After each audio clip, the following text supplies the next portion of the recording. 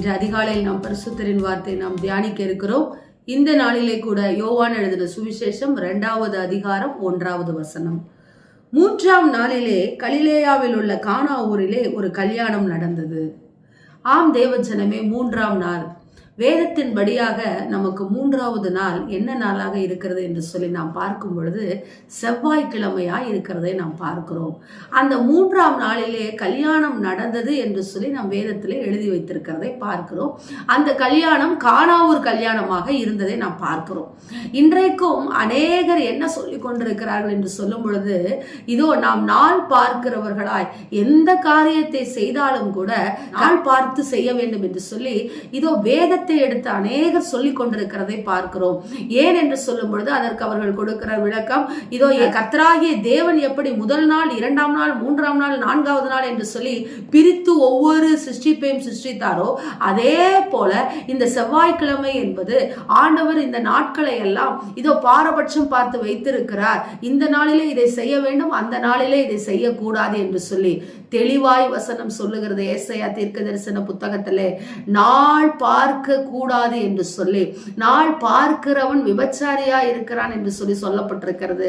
தேவ ஜனமே, தேவனுடைய வார்த்தையை சுமந்து செல்லுகிற நாம் காலத்தையும் நேரத்தையும் வாஸ்துக்களையும் நாம் பார்க்க கூடாது என்று சொல்லி வேத வசனம் நமக்கு அழகாய் சொல்லப்பட்டிருக்கிறது.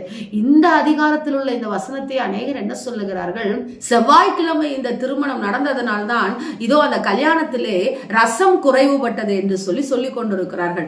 இன்றைக்கு வேத வசனத்தை அளப்பாய் நீங்கள் போதிக்க கூடாது. கேட்கிற நீங்களும் வசனத்தை தெளிவாய் படியுங்கள்.